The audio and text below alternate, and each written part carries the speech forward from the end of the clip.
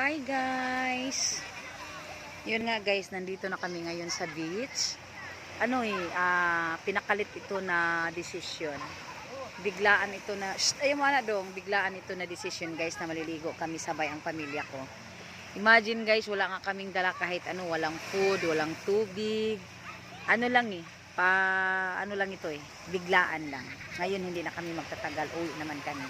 Ang importante nakaligo sila ng dagat mga bata guys. Yan. Ayan.